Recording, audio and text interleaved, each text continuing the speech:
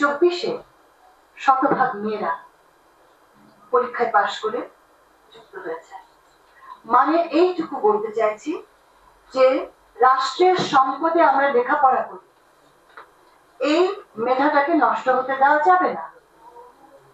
তো সেখানে এই নতুন বাংলাদেশের পরিপ্রেক্ষিতে আমরা বলছি হ্যাঁ না ভোট, এটা কিন্তু রাজনীতির ভোট নয়। এবং কেন হ্যাঁ পক্ষে কথা বলাটা রাজনৈতিক নয়, দলীয় নয়। কারণ একদিকে আমার কাঠামোগত পরিবর্তন আর আরেকদিকে আমার রাজনৈতিক পরিবর্তন। রাজনৈতিক পরিবর্তন হচ্ছে দলীয় ভিত্তিতে যে নির্বাচন হতে যাচ্ছে, যেখানে আপনারা সকলে মিলে নির্বাচন করবেন কোন দলটি অথবা কোন দলগুলো মিলে আগামী সরকার গঠন করবে, এটা হচ্ছে একটি নির্বাচন। আর আরেকটি হচ্ছে গণভোট, আমার আগামী রাষ্ট্রের কাঠামো কি হবে।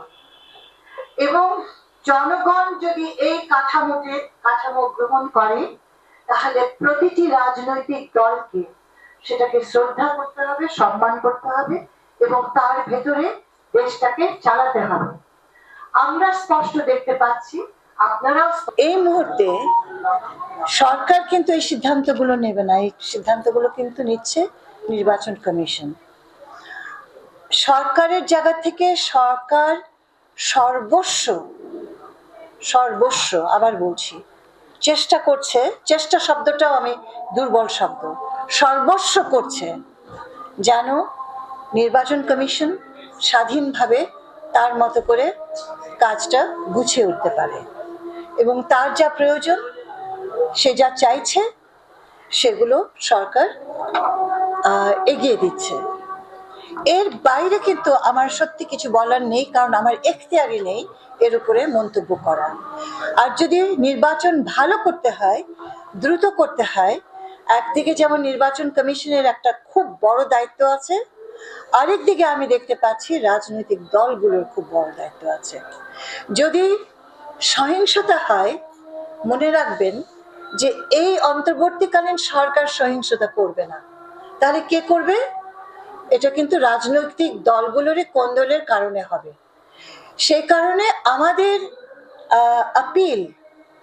আমাদের আহ্বান দলের কাছে সারাটাক্ষণ হচ্ছে যে আপনারা নির্বাচনটাকে সুষ্ঠুভাবে হতে দিন। এবারকার নির্বাচন, সবসময় নির্বাচন দলের উপরে নির্ভর করে এবং এবারকারটা তো বটেই।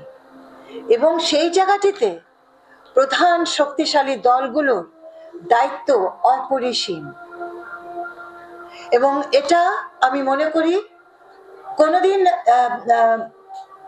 আজকে যেভাবে নাগরিক সমাজ নজরদারিত্ব করে বিগত দিনের চাইতে অনেক বেশি, এবং আমাদের এই যে নতুন প্রজন্মের ছেলেমেয়েরা আছে তারা সকলে যেভাবে নজরদারিত্ব করে, আমার ধারণা একটি রাজনৈতিক দল যদি খুব বেশি লাইনের বাইরে চলে যায়, তার জন্য তাদের কিন্তু মাশুল দিতে হবে।